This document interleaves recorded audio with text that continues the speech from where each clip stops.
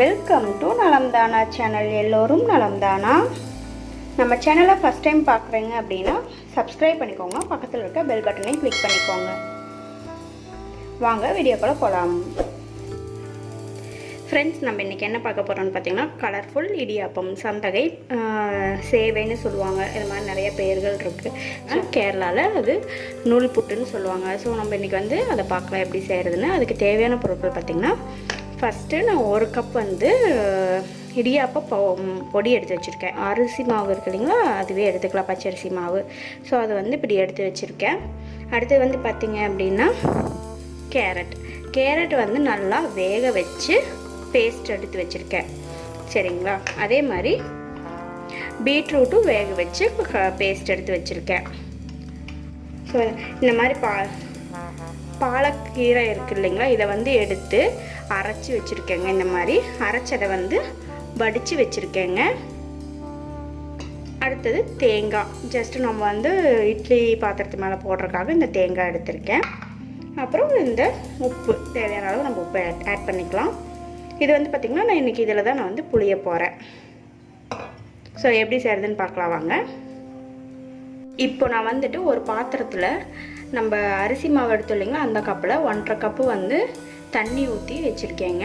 இந்த தண்ணியில் வந்து நம்ம மாவு போட்டு கிளற போகிறோம். ஸோ அது கூட கொஞ்சம் தேங்காய் எண்ணெய் வந்துட்டு 1 ஸ்பூன் ஆட் பண்ணிக்கிறேன். அடுத்தது இது கூடவே தேவையான அளவு உப்பு ஆட் பண்ணிக்கிறேன். இப்போ வந்துட்டு இது நல்லா கொதிச்சு வரட்டுங்க.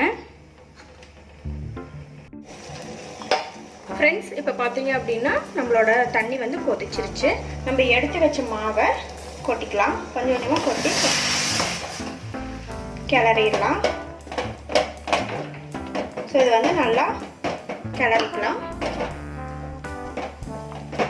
ஸோ ரொம்ப தண்ணி இல்லாமல் இருக்கு. நல்லா வந்து கிளறி விட்டுடலாங்க. இது வந்து இந்த மாதிரி நல்லா கிளறிக்கணும். ஒரு சில மாவுகளுக்கு தண்ணி கொஞ்சம் எச்சு தேவைப்படும். ஸோ நீங்கள் எவ்வளோ மாவு எடுக்கிறீங்களோ அது வந்து 1.5 கப் டு 1.25 கப் வந்து நீங்கள் தண்ணி ஆட் பண்ணி கொதிக்க விட்டுருங்க.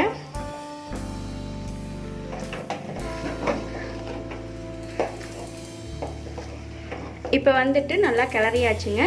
கேஸ் ஆஃப் பண்ணிவிட்டு ஒரு 2 மினிட்ஸ் வந்து இது நல்லா மூடி வச்சிடலாம். இப்போ வந்து ஓப்பன் பண்ணிடலாம். ஸோ இப்போ இந்த மாவு வந்து செப்பரேட் பண்ணிக்கலாம். நம்மக்கிட்ட 3 கலர்ஸ் இருக்குது இல்லைங்களா, அதனால் நான் 3 பாத்திரம் எடுத்து வச்சுருக்கேன். இப்போ வந்து நான் 3 பாத்திரத்தில் வந்து இதை தனித்தனியாக பிரித்து வச்சுக்க போகிறேன்.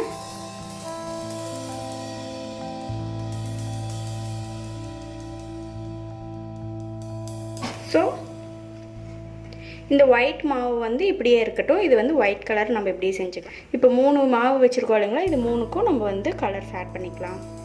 இப்போ இந்த ஒயிட் மாவு எடுத்து தனியாக வச்சுக்கலாம். எல்லா மாவுகளும் நம்ம ப்ரிப்பேர் பண்ணும்போது மூடி வச்சுக்கோங்க.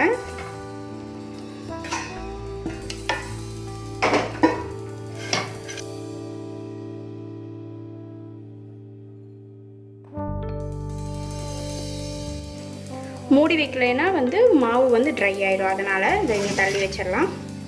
ஸோ கை பொறுக்கிற சூடில் ஸோ மாவு வந்து இப்படி இருக்குது.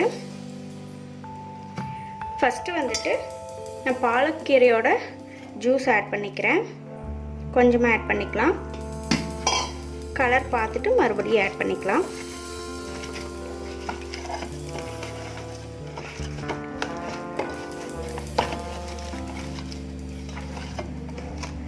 இன்னும் கொஞ்சம் ஆட் பண்ணிக்கிறேன்.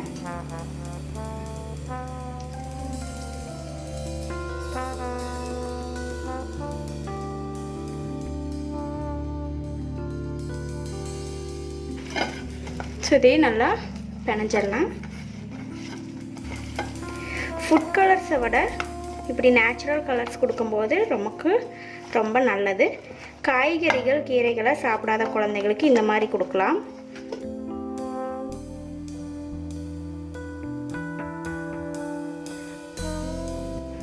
கிரீன் கலர் ரெடி ஆயிடுச்சு. இப்போ இதை வந்து மூடி வச்சிடலாம்.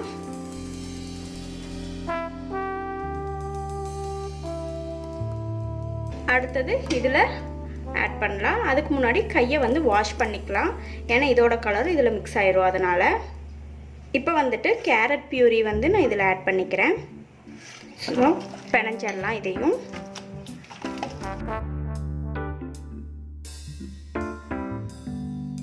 இதையும் மூடி வச்சிடலாம். அகைன் கை வாஷ் பண்ணிவிட்டு அடுத்த கலர் ஆட் பண்ணிக்கலாம். அது பீட்ரூட் ஆட் பண்ணிக்கலாம். இதையும் நல்லா பிணைஞ்சிடலாங்க.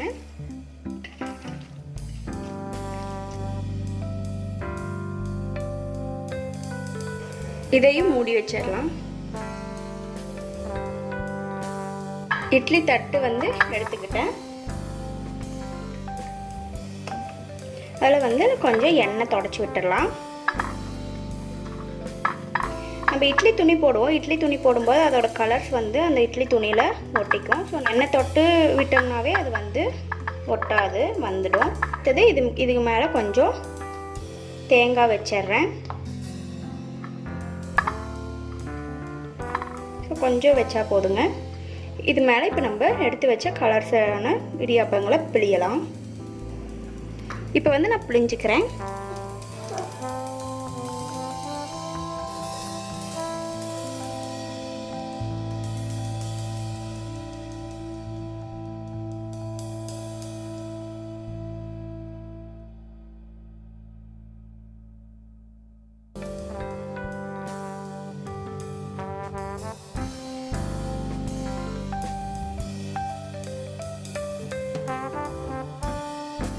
இப்போ வந்து இதை வந்து வேக வச்சிடலாம். ஸோ 5 minutes வேக விட்டு எடுத்துக்கலாங்க. இது மாதிரியே எல்லா கலர்ஸையும் பிழிஞ்சு எடுத்துக்கலாம்.